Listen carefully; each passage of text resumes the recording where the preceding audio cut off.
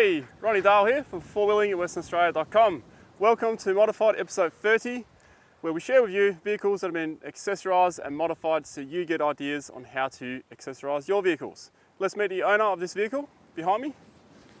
Hey, hi Ronnie. How you going, Matt? Thanks for having me along.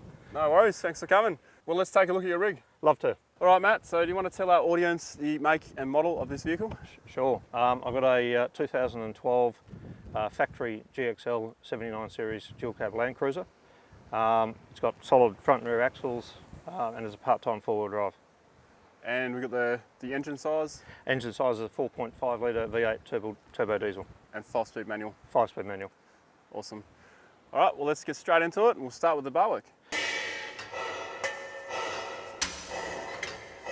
All right, Matt, the bar work, what have we got? I've got a opposite lock premium loop bar with matching side steps, which are a side step but also can be used as a slider. But so you've got the brush bar down to the side steps? Got it work out today, as you can see. So yeah, a bit tight coming in here, wasn't it? Yes, it was.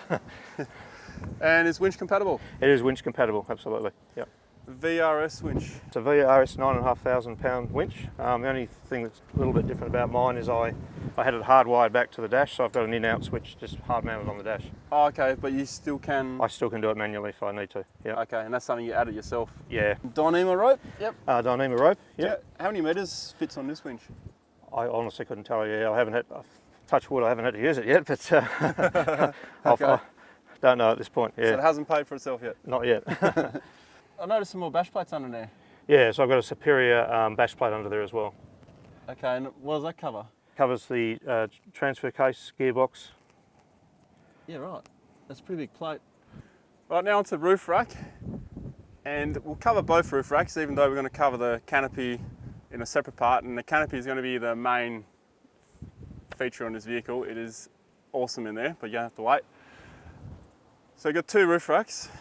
Are they both Rhinos? Because that yeah, was so a I've got two Pioneer Rhino roof racks. One's really sole purpose is to accommodate the solar panels and the awning, the 2.5 metre so you got Rhino rack awning. So I've got two 80 watt solar panels. Two 80 watts? Yep.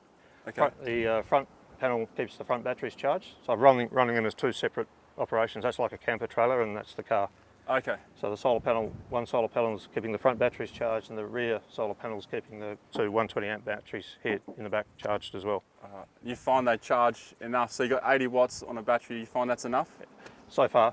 Comes with a custom stick, I see. Comes with a stick, yep. What is that wedged into? There you go. Souvenir for the way in. Yep.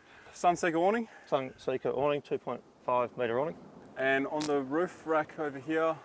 Yeah, so this roof rack is meant to be a proper roof rack, and that's where we put our swags and stuff, but in front of the roof rack I've put the high lift jack, and I've got a separate aerial for my AM/FM radio in the back here. Oh, so you got AM/FM? In the front, yeah, in the front and obviously in the front and also the back. So, so when you're camping you've got a radio? Turn that radio on, yep. Okay. What's this, fishing rod holders? Fishing rod holders, yep.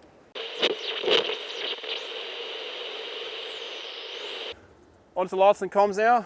Matt, we'll start with these, eh? Yeah, and I've just put in these new combination light force HID LED combinations. So I've got 80 watt yeah, they're 80s on the outside and a 70 watt 70 inside, yeah. HID on the inside. How do you rate them? Oh, they're unbelievable. Yeah, they're good, Yeah, eh? they're really, really good. Yep. Let's just jump straight onto your light bar on the roof. Yep. What's that about, 300 watts or something? Something in that order. It's a big red. I mean, I don't think the quality is probably as good as these light force lights, but I've got to say, when I've done a few runs, these little light force Rock 40s. Oh, these little ones here in the fog light? I could just about drive with just these, to be honest. Yeah? Yeah. Wow. They're really good. So that and that together, I really don't even need the light bar. Yeah, that's what I find on mine too. Yep. I don't even need the roof. Yep. It's all right for when you get the camp, I reckon. Yeah, yeah. But high speed. Yeah, if you come into camp with everything on it, it's like bloody apocalypse now. You don't need all of it. Your headlights are still standard? Took out the original factory globes and put in a brighter globe. So it's just a brighter globe then? On the driving side, yeah. Yeah. Driving Do you notice the difference by doing that? Yeah, absolutely. You got lights on the back as well? Yeah, so I've also got two Light Force Rock 20s mounted on the back of the canopy to basically light up the campsite when we come into camp. And I've also got some Nava reversing lights which are down low just to show me where I'm going in the night. You can switch them on separate? They come on manually. When I'm in reverse, they come on automatically. And on to comms then, UHF here. TX3100 GME 80 channel UHF. Radio inside, yeah. Radio inside, And this looks like a 3 or 4.5 dB. 4.5 dB. 4.5. Yep. And a bit loose, is it, on the way in? Yeah, I was tighten that for you. Yeah, thank you. And then just the other one's just AM/FM on a whip. FM, yep. Yep. Awesome. Sand flag. Sand flag, yep, quick release sand flag. So on the tyres and lift now. And Matt, we'll start with your tyres. Yep, so I've gone for Mickey Thompson Mud Terrain MTZ P3s all the way around. Dynamica black rims. They've got a 0 offset on the front and a negative 50 on the rear to correct the track. Okay, so are they negative 50 or negative 55? Negative 50. 50, okay. Yep. So who makes the negative 50? Dynamica. Oh, Dynamica. Back on your tyres, I noticed you got 305/70 R16 instead of the 285/75. So are these hard to get then? They were actually off the shelf at Opposite Lock. Yeah. Yeah, okay. Yep. All right, cool. We'll get on to your lift then. Yep. So I've got a 2-inch lift. 2-inch front and rear? Front and rear. We're using Tough Dog heavy duty springs, foam cell, big bore, Ralph Shock shockies. absorbers? Yep. Yep. And on the back we've got West Coast Suspension, 600 constant load. Heavy duty coil in the front? Heavy duty coils on the front as well. Yep. How do you find the suspension? Good. Pretty good? Yeah, really good. Yep. So have you got airbags under there as well? I do as well, yeah. They're bellows airbags. What PSI do you run on the highway? I never go below 20, sort of 35, something like that when I'm just cruising around. Okay. Yep. I haven't really, since I've had the Leafs, I haven't really needed them, to be honest. So you upgrade your Leafs After I had the airbags. had the yeah, airbags? yeah. Okay. Onto the power plant on this 79 series. I'm very used to these kind of vehicles as I own one myself, so I'll point out a few things that I can see you have and haven't changed. Yep. We'll start with your batteries. Yep. So I've got a dual battery system regulated by this DCC Pro dual battery manager, which is also dealing with the incoming power from the solar panel on the roof. Solar panel. So Yep. that's like all in one unit? All in the one unit, yep. Okay. 2 batteries in this vehicle? We've got 4 in total, but 2 in the front and 2 in the rear. 4 in total? Yep. Awesome. Where's the other 2, in the canopy? In the canopy, yeah. Okay, Yep. we'll get to those a bit later. So these 2 here, are these just both cranking batteries then? Basically cranking batteries, correct. You got the exact setup that I want to do. Yep. Wow, cool. Yeah, that'll be interesting when you use a winch and that. You're not going to have any power drop with 2 batteries. Hopefully not. Do you isolate them for when you start? It does actually isolate when it starts, yeah. And I Okay. actually, I start the car every weekend, but I just actually had a battery go flat just before coming here, because you've actually got to put charge on the main battery. Otherwise the second battery doesn't actually get any charge. But it wasn't a problem because you could start on that one. Yep. All right, we'll get into your fuel system then. So you got your factory fuel filter here. Factory you got fuel your filter there, fuel manager there. here. Yep. And catch can. Yep. Very neat little unit, which So is that really good. sits up that high there. Sits up that high, yep. And then we've got a tap at the bottom, which is you just undo. Tap Yep. at the bottom. Yep. I noticed your alternator is It's the original. original. Yep. Yeah, I'm saving up the money for the Okay. fully enclosed one. Have you had any problems with it yet? No, not yet. Any engine mods at all? I have had an engine tune actually, and that was done through the guys at Opposite Lock in Midland, and it's just been set as remap the engine as a touring tune, Okay, so it's just a single tune. just a remap. Yep. So I see you got the bigger Safari snorkel. Yeah, that's the new AR Max I've just brought out. Pretty easy to fit on the outside, but quite a bit of work on the side of the airbox. They don't actually look too bad. It looks great, and it also Yeah. acts as a bit of a buffer sort of coming in. It's quite strong, and when we just came through the bush, I was noticing it was Yeah. repelling a lot of the trees and things. It's Yeah. taking a lot of stuff for you. Does it run cooler? Has it got more power? Anything? It's too early to tell because I've just actually made the mod, but I think it is running cooler, but too early to tell on the power and the economy Yeah. and those things. Yeah. Does it sound any different when It you sounds a tiny little bit different. The notes a bit different. Yeah. diff revers? Yeah. So we've got the Harrop system over there. Oh, this one here. Yep. Okay. So I'll take it. You've got front and rear diff, Yes. Yep. front and rear diff locker, Yep. and transfer and gearbox in one. In one lot. Yep. Yep. Absolutely. All right. That's pretty much it for here, eh? It is. Yeah. We're now onto the back of the vehicle, the tray and the canopy. And when we open this thing up, you're going to see there's so much going on here. And I just had a brief walk around it. We're going to be a while on this, I think. Yeah. Absolutely. So, first of all, let's start with the tray. So I've got an alloy tray, It's an alloy tray for lightweight. lightweight, and an alloy canopy from Boston Canopies. So that's alloy as well. Alloy as well. Yep. Okay. It looks like fiberglass, eh? Looks like it. Yeah, but it's. You've kept it lower. I've intentionally kept it lower than the roof height of the actual car for wind resistance. And obviously, if you put a tent on it, and if you've got a regular garage at home, you can sneak it under a garage. I had a roof tent on it, which I've taken off, and it's brand new. If anyone wants to buy it, it's a Howling Moon. Go to this website. Comment underneath. 2 wheels on the back. Yeah, I've got 2 spares. So one is a 0 offset, and one is a -50 to match the front and the rear. So you got one for each.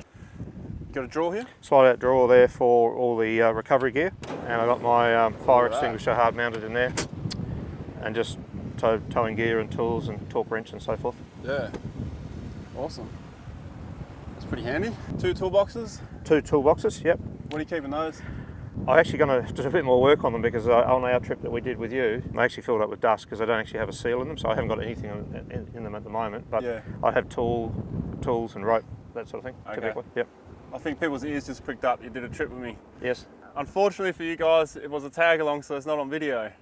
But we might be able to work on that later. Okay.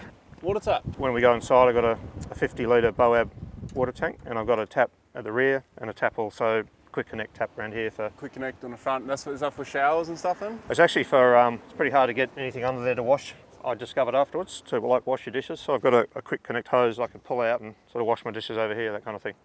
Is this power board? Yeah, so that's my 240 volt coming into the canopy. Oh, okay, so you can charge your batteries as well. Yeah, so as I said, I treat the back just like a camper trailer, basically come home, plug it in and... Do you find the solar panel does enough work to keep it when I'm out? Yeah, on short trips, absolutely. But if I pulled up at a campsite, for example, I can plug it straight in. Max tracks on both sides, bit of work to get those mounted. Yeah, I bet it was. Because not so much from the outside, but just sort of stopping them from catching on the inside. That's a pretty cool idea, but easy to get to. Easy to get to, yeah. Yeah, and I suppose even if they fill up with mud... You just hose them off while they're up there. Yeah, but like they won't stack as well, but I've noticed, because I know you can fit 4 max tracks on one of these pins, You can, right? yeah, they're designed for 4. Yep. Yeah, so I guess when they're muddy, you can still fit them on. Absolutely. Let's wait no longer and open this up. I'll let you do the honours. Yeah? All right. Which side should we start with? This is the kitchen side. I might as well start here. All right, start with the kitchen. Okay, so over here, we'll start with your, is that Red Arc Manager there? Yeah, so the whole system's managed by a Red Arc Manager 30. So these 2 things here are the same thing? Yeah, so this is the display for that. Okay. And this is actually controlling all of that with the batteries and the solar. And the solar. And the 240. So, for example, right now, if we go to that little screen, and it's currently drawing power from the solar panel. If I plug in there, it automatically goes to the 240 volt. Your switchboard, what's all that for? Long story, but I originally didn't have a breaker switch, and our house got hit by lightning, and it was plugged in and it fried the Manager 30, and luckily the guys at Red Arc were very good and gave me a brand new one under warranty. Yeah, wow. And so from that moment on, so I got it certified by an electrician, so we've now got a breaker switch in the event of a situation like that ever happening again. Okay, well that's really good to know, eh? Some switches control the LED lights inside here, the strip on both sides. I've also got the switches for the rear Rock 20s. For your camping lights? For my camping lights. And then I've also got a controller there for which needs to be on to power up the little Bluetooth radio system, and also my oven. Here's the pie warmer you're talking about? Yeah, so that's the travel buddy for warming up your pies and things. Are they good? Yeah, you can actually get 4 pies in there. You get 4 in there? Yeah, which is really awesome. Good. Behind this plate, what is this plate? That's actually just for a 12 volt kettle that I sit on the top there, and it just plugs in there. And so behind your kettle you've got an inverter? Red Arc 1000 watt inverter. It doesn't quite do a hairdryer, but you need to go to 3000 to do a hairdryer, and I don't need to worry about my hair. Air tank? Yeah, I've got a 20 litre air tank there, which picked up earlier on, has a quick connect point on the back of the car. Yeah, okay. Yep. So you can get a fair bit out of that then. Plumb up to your air compressor, go straight there. And it just operates like a compressor at home. It's always refilling as I'm emptying it. And this is hooked into your inverter? That's hooked to my inverter, yep. Let's look at this one. Yeah, so this is, a lot of the stuff in this truck is sort of been made to make it kind of fit. So we had second-hand drawers, I had this second-hand fridge slide, and I thought it'd be a good idea to just put these sort of cheap companion burners here. I'm about to do another adjustment on it actually. I'm going to bring them in a little bit, and I'm going to put a wind guard around it as well. And then the final thing we're going to do on this is actually going to have quick release gas fittings as well, and have a permanently mounted gas tank on the other side, a gas bottle on the other side. Oh, nice. Just to make it easy when you pull up. And that's your preparation? Yeah, I had that fabricated just to sit over the top. That also is a tie down. I can fit a Weber in there variety of different things. And this area up here, we, same thing, created these tie down points. These drawers? Yeah, so these drawers are old second-hand drawers. Is that your pantry or? Yeah, so I've got a bit of mixture, so I've got the cooking gear down here. It was a deep drawer too. Yeah, deep drawer. The top one's food, basically, and these are just, you know, latches from Bunnings. This came from IKEA. Oh yeah? Yeah, all works. That's all you needed to do. So I got, that's empty at the moment, but... I think you still a fair bit of food in there, yeah. Yeah, absolutely. This is just an old bloody thing off the front of my motorbike. That's where I keep all my knives and everything, and easy we've also access. got all these magnetic strips everywhere as well, which are really handy to have. That's where I got your idea from. Oh, with these? Yeah. Yep. We've still got another side to look at. We have, yeah. And there's a tank obviously in there. We've got the Boab tank in there. Oh, that's your water tank there. Yeah, that's just a The breather. little breather, yeah. And we also fill it there as well. Yeah. And breathers are definitely important, guys, because I used to have a water tank in a previous four-wheel drive, and I didn't have a breather on it, and I kept the cap shut tight and actually cracked the poly on it.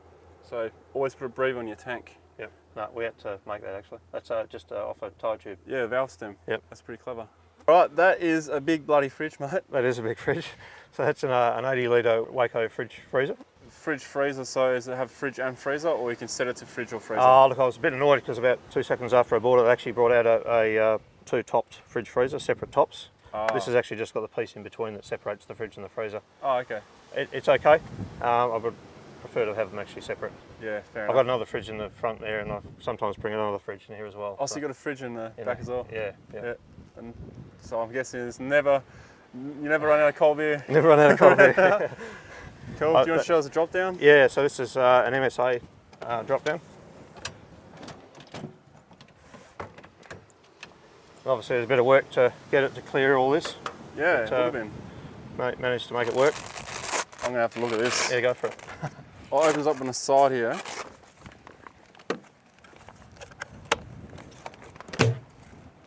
There. And I actually put the rods up in here. Oh, yeah? Yeah, so I've got 2-piece rods. Yeah. So I put the, yeah. Oh, and does this do much for you? It does actually, as you can feel. It sort of keeps the whole thing really cool. So that's Yeah. actually where we started. I lined the whole thing. That was the first thing we did, and then Okay. went into the build. I suppose it helps being white as well on the outside, just reflects all the heat. That, and also just sort of when stuff's bouncing around, it also acts as a sort of a cushion as well. Yeah, So, true. and these were really cheap toolboxes from Super Cheap. Oh, and you've cut them up. I just cut them up because we needed to get something to fit in there. So I was trying to do it on a budget, and I just had this panel made to make a shelf effectively. And I like how you've utilised the top space, because I find that most canopies that we see, and mine including the one I sold, the top of it was basically wasted space. Yeah. yeah, And you've even got a lower canopy than normal, so you've definitely made the most out of your space. We're now in the cab, and we're going to look at the back seat this time. There's some pretty cool stuff going on here. Go for it. yeah. So just on the back of this Howling Moon storage compartment, they were selling them at the show really cheap. I don't know why. No one seemed to want them. I just fitted a 79 back seat perfectly. Yeah, okay. They're really good. Put a lot of stuff in there, and Cool. Yep. Sand flag there, eh? sand flag there. Keep that in the back. Yeah. Just some spares. oil and filter, air filter. Above you there I've got the hat storer, which we've mounted to the Outback accessories compartment. Seen a few campfires, eh? Yeah. So we're now in the front of the vehicle, and Matt's going to run us through what he's got in here. And two things I'm jealous of is your seat and this fridge. And that's a proper fridge? That's a proper fridge, so it freezes. It's a Waco 11 litre fridge. Primarily there for holding, drinks and, well, beers basically, but yeah. Obviously you know drink driving, but... Yes, absolutely not. The seat you're sitting in? It's a Stratos 4x4 sport seat. It's fixed, so it's just back and forward. Yeah. There's no, it's fixed lumbar, that's really it, but it's really comfortable. A lot more comfortable than the standard seat. Better than these, yeah? Much better, yeah. But the missus gets stuck with this one? Yes, it's got sheepskin, so it's all right. Sheepskin, yeah.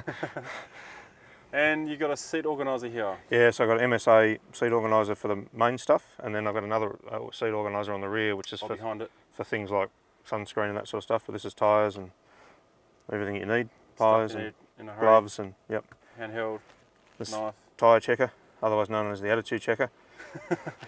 This is my Intervolt 12-volt battery monitor for the front batteries, which is connected to the DCC Pro that you saw earlier on.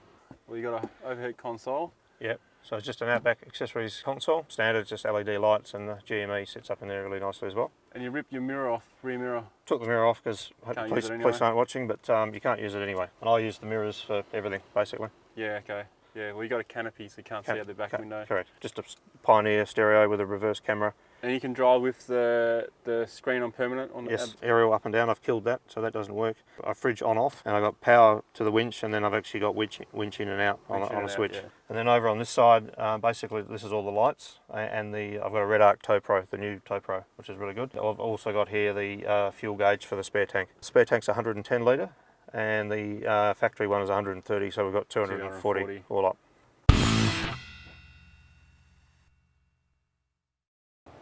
Q&A. You ready, mate? I'm ready. Let's go. What's your top 3 mod? Well, what's the top 3 mods that you've done to this vehicle? Top three for me in terms of importance are probably the lights, firstly, because you need to be able to see where you're going, obviously. And I just, when you're out, even on the road, out back, sort of on the road, I find the lights, if you can see everything, you've got plenty of time to stop and all that sort of stuff. So the lights are really important.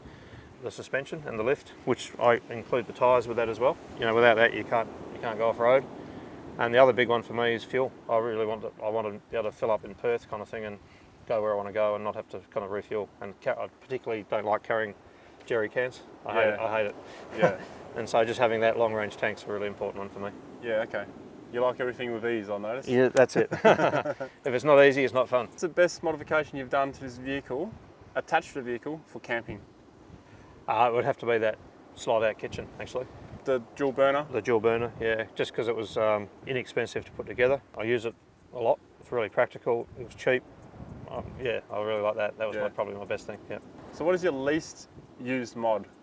Something you could have done without? Yeah, it's probably this big horse of a fridge here. You need a fridge, obviously, but I probably could have done a better job and had 2 smaller ones, a fridge and a freezer. What's the best thing about this vehicle? About the 79 series dual cab GXL? As four-wheel drives go, I just don't think there's a better car, actually. I've had a lot of cars. I've had F250s and F350s and things like that. It's just a weapon. Simple, strong, reliable, go anywhere.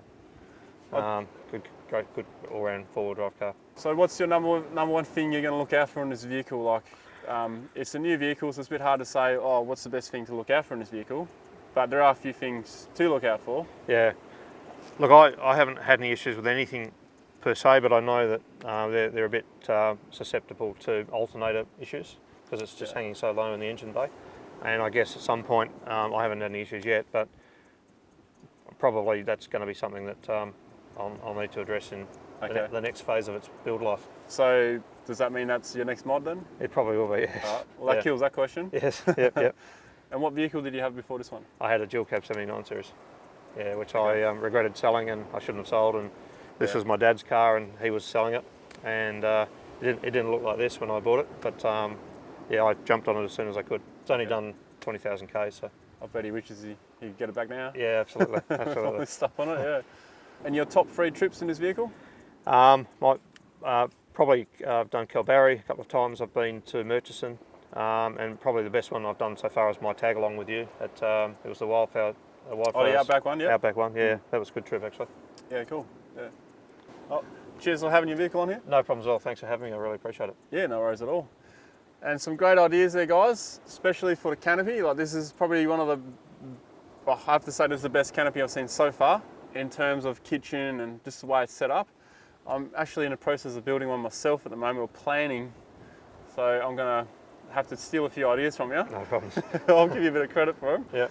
So I said there's quite a lot of expensive gear in there, but there's also a lot of really cheap gear in there as well. And I think that's a good way of doing it if you can do it. Yeah. Well, if you do it yourself, you save half the cost, don't you? Yeah. Because when we're talking custom, that's when the dollars go up. Absolutely. Yeah. And you're only going to get something like this if you do custom. Okay, that's it. So, Yeah, take your time. Yeah. And what did you mention before? Put everything out on the garage floor that you're going to put in there? Lay it out on the garage floor as though you're at a campsite, and how you're going to operate around the canopy, and then that's how you kind of bring it into the canopy, I think. Yeah. That is a good idea, actually. Yeah. All right, then you realise the sheer factor how much you've got to put in there. Yes. Yeah. But anyway, better wrap this up. So you can support the creation of videos like this up here at patreon.com/RonnieDale.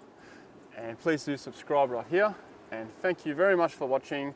If you want to know more about this vehicle, there's a link up in that corner and a link in the description below where it's got the full build list, Otherwise, stick around, watch the next modified video, and I'll see you in the next video.